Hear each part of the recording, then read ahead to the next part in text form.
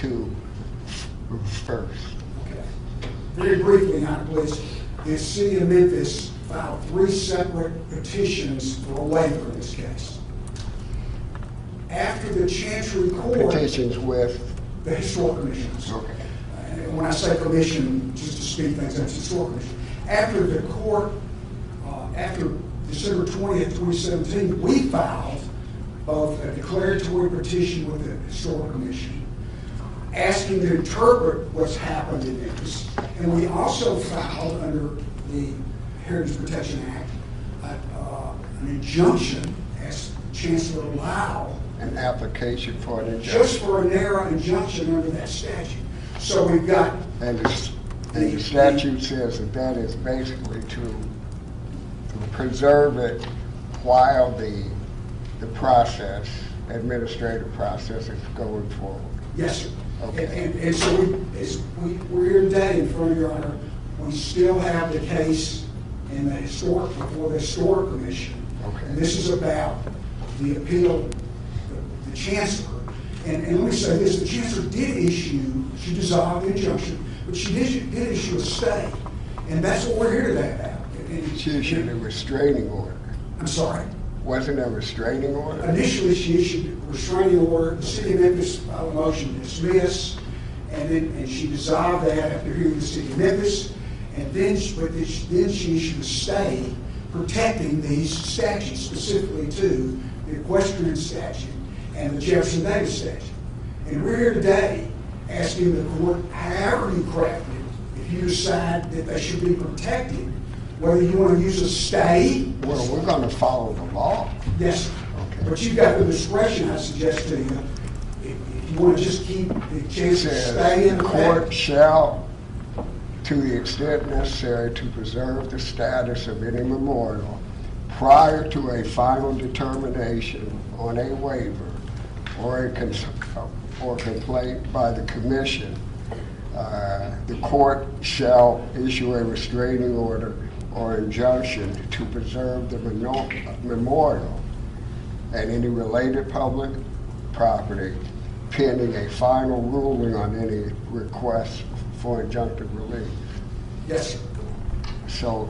So we're asking for an injunction to be reinstated or sent back down. Injunction. Just to preserve. To do what? Just to preserve the 2 memorials until the case is concluded. Well, the trial court made several rulings, but 2 I believe to be significant. 1, the court determined that the sale of the real property and monuments thereon was a valid sale, and referring also to the comptroller of Tennessee who deemed it a valid sale. And then the trial court additionally ruled that the 2016 Act applied and the 2018 Act could not be retroactive. Aren't those 2 findings and legal conclusions the key to this appeal? Yes, sir. Whether or not a sale is prohibited under the 2016 Act, the 2018 Act the legislature passed says includes sale.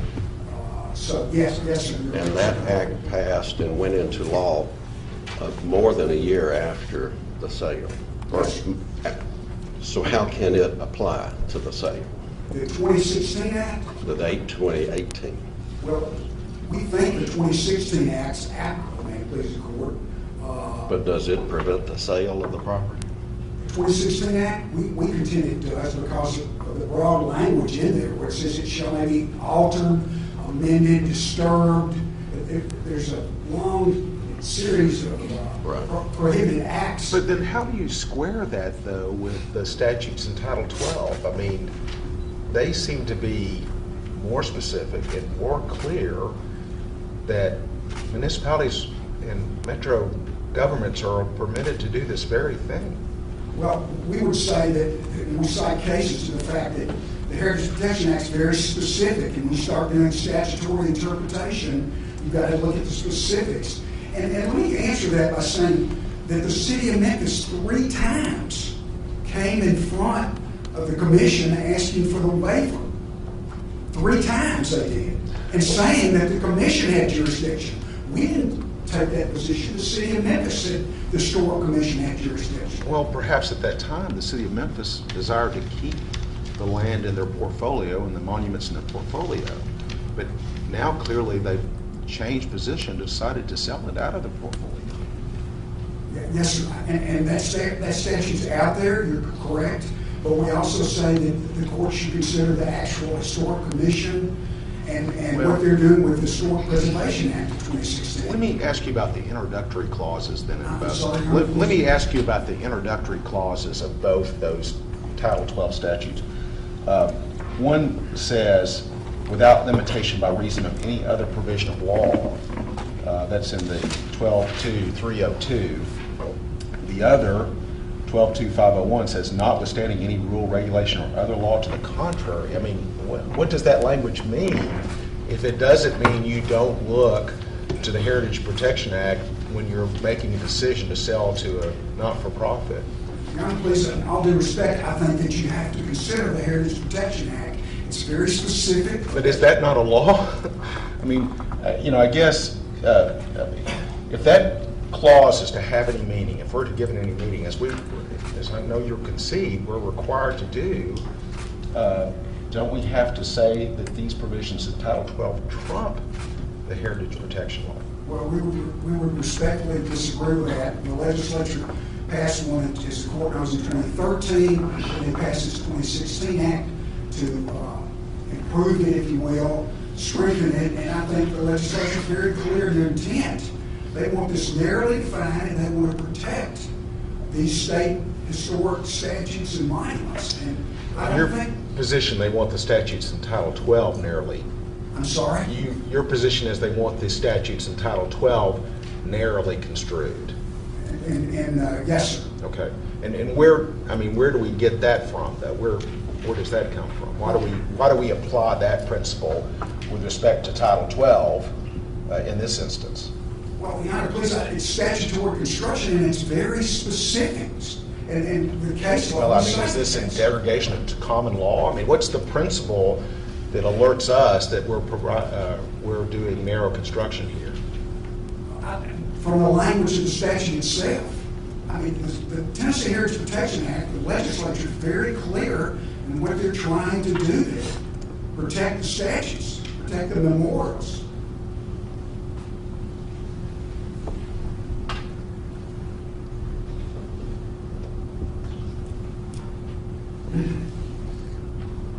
Suppose the city of Memphis, instead of selling it to Memphis Green Space, suppose they had said, we want to sell this to the Sons of Confederate Veterans. For what I'm sorry? They wanted to sell it to the Sons of Confederate Veterans. Could they have done that under the Heritage Protection Act?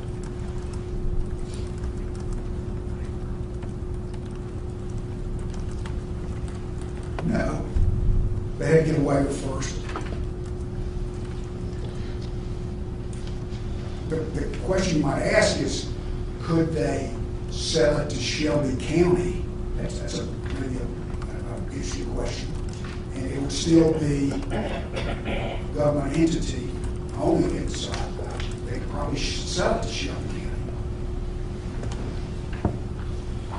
Why do you say, though, I'm kind of not sure I've heard an answer to Judge McBrayer asking you. The language here in Title 12, without limitation by reason of any other provisions of law, the power to sell and convey title to a not-for-profit corporation, any land, and any existing building thereon owned by the municipality. How do you get around that prefatory phrase, without limitation by reason of any other provision of law? Wouldn't that include the Heritage Act? Your Honor, please, in all due respect, we contend it does not include the Heritage Protection Act. I know you argue that, but I mean, under what Yes, sir. theory or basis do you say that? We just can't ignore it. You can, but we can't. The legislature was very clear and deliberate when they passed the 2016 Act. But they didn't repeal this language here. Yes, sir. And About you've the got municipal power. Two inconsistent acts, so to speak.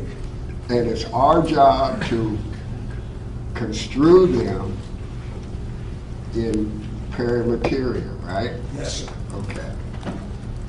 So how do we get your result by not ignoring that language? In all due respect, we would suggest that you look at the very specific language of the Heritage Protection Act. It doesn't do away with Title 12 at all. It just says they have to obtain the waiver if those memorials are protected. It does That's not. what's is that being litigated at the commission level Yes, sir. now? Yes, sir. Okay. And so what role is there for the court other than preserving the status quo? Very limited today. Whether you decide to preserve those memorials until the case below is completed. That's what we're here about.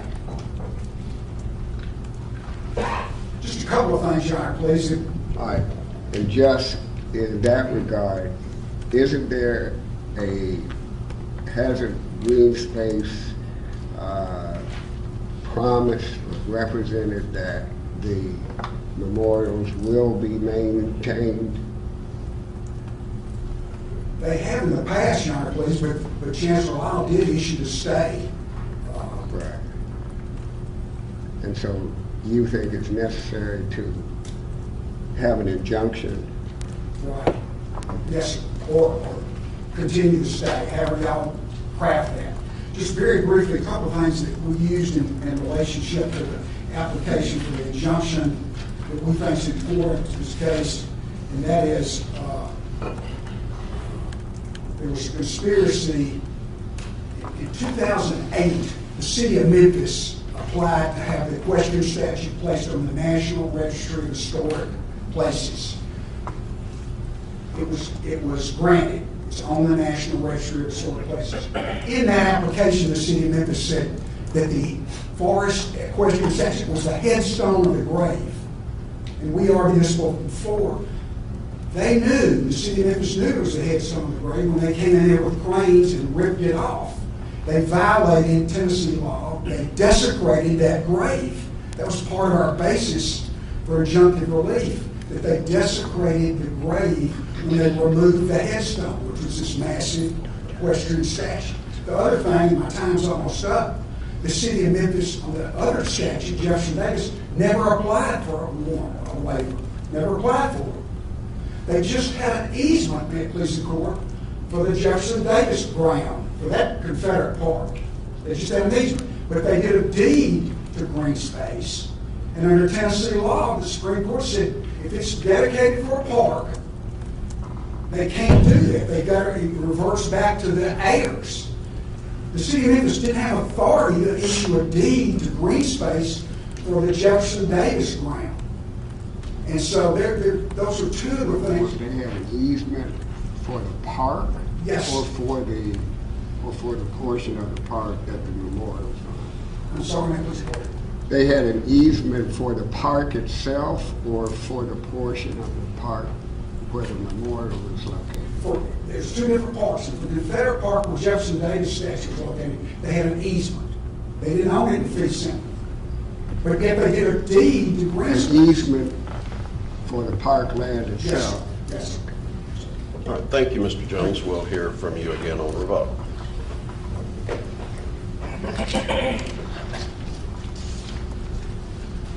Good morning. Good morning, Your Honors. I'm Alan Wade. I'm with the Memphis Bar. I am ably assisted by my co-counsel, Ms. Grant Parrish. Also, I work under the expert supervision of the city attorney, Mr. Bruce McMullen. And we have been assisted and consulted with General Robert Cook. Very good. We're pleased to be here. And before we begin, Glad to have you, Mr. Wade. I would like to just point out that we see the scope of this appeal very differently than our opponents. This is an appeal by the Sons of Confederate Veterans to overturn the denial of an injunction by the trial court. And we urge this court to affirm the trial court because we believe her order was very reasoned. It articulated several conclusions and findings of fact. We believe that those are aptly supported by the record. I gather then your position is the sale of the easement and the representation of the headstone as being above a grave, those are not at issue in this appeal? No, they're not. I think if you go back to the Heritage Protection Act of 2016, the court found that that was the act that applied because it was in effect at the time the sale took place. I think her findings also confirm that if you look at the statute on 412D, that is the seminal section pursuant to which she gained her authority to issue an injunction. If you read that carefully, it has two parts, and both of them relate to what is known as a memorial. A memorial is defined as historic property that is located on public property owned by a public entity. It is also personal property, which the statute would be, that is owned by a public corporation and on public property. The premise upon which she ruled was that the sale before they were removed took the property and converted it from public to private. If you look at the Heritage Protection Act of 2019, you will see there are 19 references in that statute to public entity or public property. The reason for that is due to the constitutional limitations on the General Assembly, which we acknowledge, and we're a perfect example of how they can abolish and take away all our powers if they see fit. But there's the corresponding converse result as to private entities. Under Article 1, Section 21, you cannot alter the property of a private entity without their consent or due compensation. So what her ruling is premised on is that the sale in December of 2017, about 3 weeks before this case was filed, removed her jurisdiction because it was no longer a memorial when it was removed from the park and when she acquired her jurisdiction in January. As you know, your review is informed by the applicable standard of review, which is abuse of discretion. And the Supreme Court has really articulated what that means, which means that it is a less rigorous review of the lower court's decision. It reflects an awareness that she had several plausible alternatives, but it doesn't insulate her opinion from your review. And we ask that you review it carefully, but we believe that if you read her opinion and her order, we think that it is well-reasoned, we think it is supported by the evidence, and more importantly, she pointed out that the plaintiffs offered no evidence that would overcome that we presented. We presented ample evidence of why we did this, and it wasn't because we are alien to history or adverse to Confederate monuments, but we had legitimate reasons for not expending scarce resources to defend an inanimate object using police resources when we have public safety issues in our city. If we had a medical district that is trying to revamp and reorganize, we have a downtown that's booming. In this past year, through tourism, we generated over $1 billion in economic So activity. you're arguing, I'm assuming, that you think we should reach the merits of this case then? No, I do not. Okay. I think the issue is a jurisdictional one, is whether or not there is a memorial. We believe that the sale took it outside the definition of what is a memorial, and therefore the act never applied, and that's what the trial court found. Mr. Wade, as a former chancellor, I am acutely aware that the jurisdiction of a chancery court is limited. And as I look at this provision of 412, what is the interplay between the historical commission proceeding and the power of the chancery court to issue an injunction as opposed to hearing a new lawsuit or declaratory judgment or what. We have to be deferential to the historical commission process as well. If you read our brief and if you read the statute within the four corners as you are required to do, we believe that the reference to the historical commission is to any waiver petition that is filed pursuant to that section, not some collateral proceeding for declaratory order, which in this case, the Sons of Confederate Veterans asked the historical commission to go well beyond even the historical commission's jurisdiction. So we submit that the four corners of that statute is referencing a waiver petition and an ultimate appeal from a denial to the Chancery Court. And to preserve those proceedings, you are allowed to issue an injunction if you find there was a memorial. Here, we don't even get to any of that because there is no memorial. Okay, and so that's the part of the trial court's determination that there was not a probability of success on the merits. Yes, and to get to Judge McRae's question, should we get to the merits? Well, technically you don't, but if you're trying to determine if there's a memorial, you have to at least make some threshold determination. Can they prevail on that in any court? And we submit that she wasn't limiting her ruling to what's going on at the Historical Commission. If you read it carefully, and I did again, she's basically saying, I don't care what venue you're in, based on the evidence in this record, there is no memorial, and therefore you can't prevail, period. Again, focusing on 412 here in the language about preserving the status quo, the statute speaks in terms of final determination by the commission or the Chancery Court. Is mootness an issue here as well? You got a final determination. It's a subject of appeal, obviously, but the way that statute is written and the way I would probably interpret that is it says final determination by the commission or the Chancery Court, which doesn't seem to contemplate subsequent appeals. I agree with you. I think you do have an issue. I don't know. I can't tell you how to unscramble an egg. I'm not sure this is a model of clarity, but we try to work through it, and we just think the threshold jurisdictional question is, do you have a memorial? That's it. So, I think if you find that she had a reasonable basis for making that decision, I think you have to affirm it. Now, I want to get to the question before my time is up about the statutory construction and Title 12 and the issues about, I want to quote from Appellant's brief, an excerpt from Short v.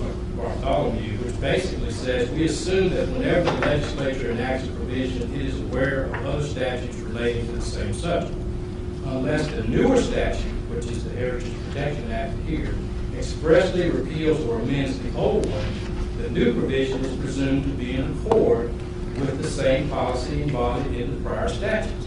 So, to address your question, I don't see how you can ignore those other provisions that expressly, and the court found this, that not only does the 16 Act not apply to sales, but there are other provisions like our charter, Title 12, and the other sections that allow us to sell our property. Does the different language in 501 and 302 seems like different ways of perhaps expressing the same thing, but I don't know for sure.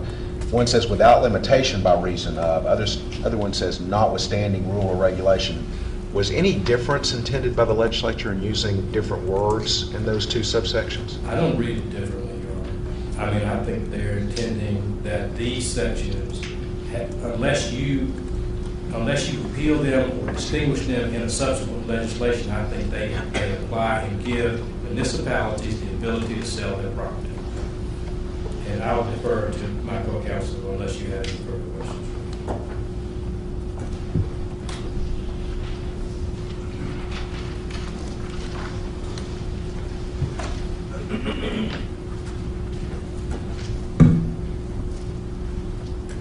Good morning, Your Honors. My name is Chris Vescovo, and I'm from the Memphis Bar, from the law firm of Lewis Thomason. With me also from Lewis Thomaston is Alex Clark from Memphis, and Mr. Jason Pandu from the Nashville Bar. I'd like to join in everyone's remarks about the welcoming that we received. Thank you, Professor Usman. It's an honor to be here before the court, before Belmont Law School. Nothing in the 2016 Tennessee Heritage Protection Act prohibits a sale. Therefore, when the city sold the parks and the statues on the parks, they no longer were public property under the statute because they weren't owned, rented, leased, managed, or maintained by a public entity. They became private property. And at that point, they could be removed because it's only memorials on public property that may not be removed. You say nothing about the act prevents the sale. Are you referring to the 13, 16, or 18? 2016, and I would like to be clear, the 2016 Act, which the appellant has conceded is the applicable act, it provides in section or subsection D that it's the court may issue an injunction. I think, Judge Dickens, when you were reading earlier, you used the word shall. That's the 2018 Act, and that was not in effect when the chancellor ruled. So the issue is, the trial court had discretion from the act pursuant to the legislature, and did she exercise that, or was that an abuse of discretion? When you look at the 2016 Act at B1, the only prohibition language in the statute, it says that a memorial, such as a statue, that is located on public property may not be removed, renamed, relocated, altered, rededicated, or disturbed or altered. It does not say anything about a sale. It does not say anything about sold, conveying, anything of that nature. So when you look at the plain text, the trial court, as the trial court did in exercising her jurisdiction, the trial court said there's nothing in the act that prevents a sale. When you look at that as a plain reading. So your response to my earlier hypothetical would be that the city could in fact have sold this property and the easement and the monuments to Sons of Confederate veterans had they chosen to do so. Because they were, without violating the Heritage Protection Act of 2016. I believe that's true, because the act did not prohibit a sale. It's the plain meaning of the statute. We also, as your honors have mentioned, under Title 12, we have 302 and 501, where the legislature is talking about a municipality and a nonprofit, just like my client, Memphis Green Space, Inc. And this legislature uses the words sell or sales or convey, which we contend evinces that when the legislature wants to regulate sales, it uses the word sales. And so that's even more reason when you look at the only prohibition language in the 2016 Act that sales is not mentioned. We further would point out to your honors that when the 2018 changes were made to the Act, the legislature added an entirely new prohibition section. And under the new section, it says no memorial may be sold, transferred, or otherwise disposed of. So here is the legislature in 2018 adding a provision that sales are prohibited. Why would the legislature need to add that provision if the one in 2016 covered sales.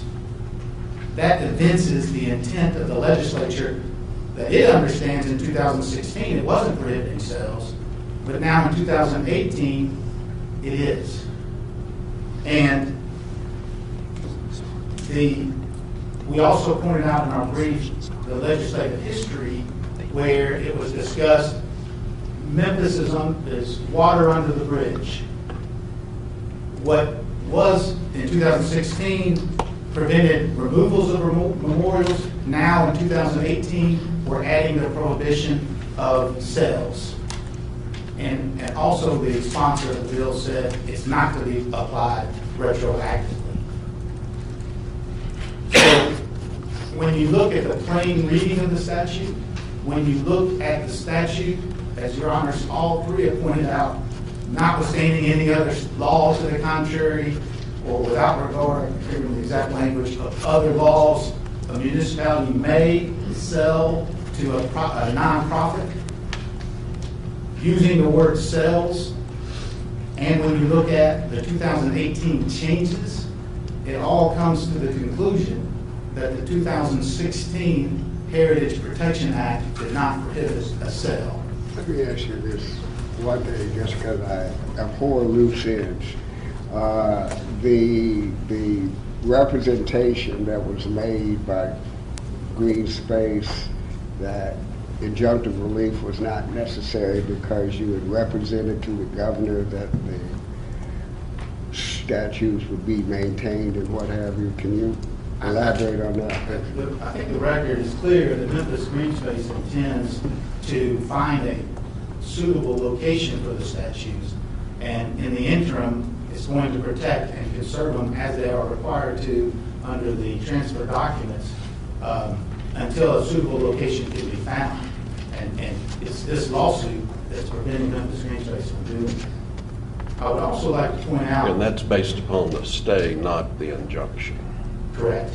And the stay, my understanding is the stay is just Chancellor being cautious.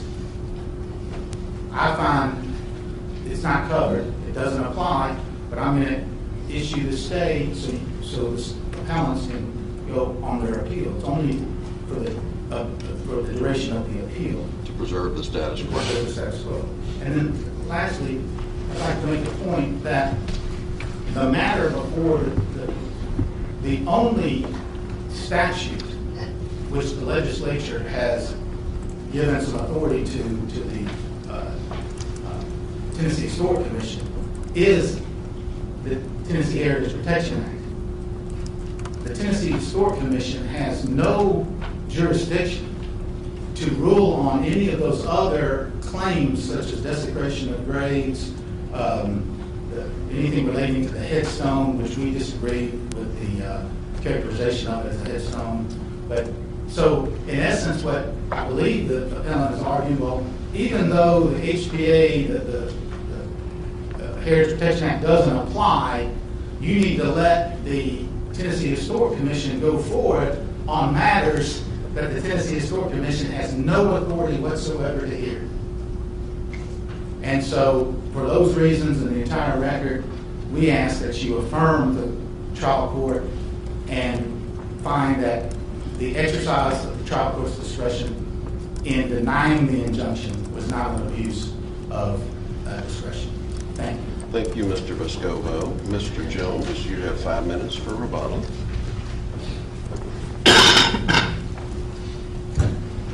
Thank you, Mr. Please, the court. You heard the learned counsel of the city of Memphis state several times Tennessee Heritage Historic Commission does not have jurisdiction. They spend a great deal of time in their brief arguing the Historic Commission doesn't have jurisdiction. I would respectfully point out that in the record that I cited earlier, 3 times the city of Memphis came to the Tennessee Historic Commission and acknowledged they had jurisdiction. So I want to set the record straight on that. You had good questions about Title 12. I would point out in regard to Title 12 compared to the Heritage Protection Act, Title 12 is primarily concerned with price, but it also speaks about preservation. So I would point that out to the court. very briefly. Please, the court.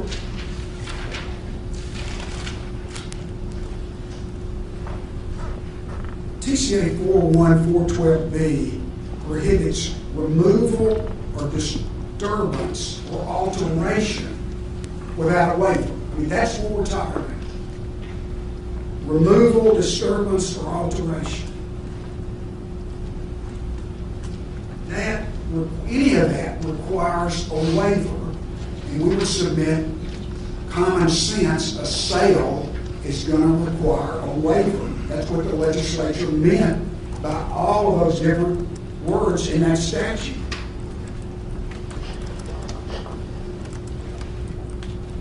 The major effect in the city of Memphis argument is the fact that the Tennessee Heritage Protection Act of 2016 also applies to non-physical items. In other words, follow the city of Memphis argument. It's a physical sale transaction. The act covers that, just like it covers if the city of Nashville wanted to change the Victory Memorial Bridge, they can't just change the name.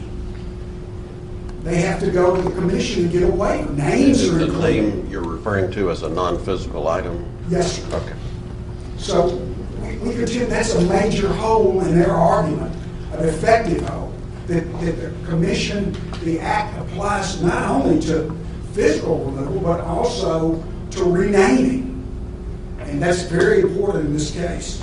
Now, please, the court, we would ask that the court protect these monuments.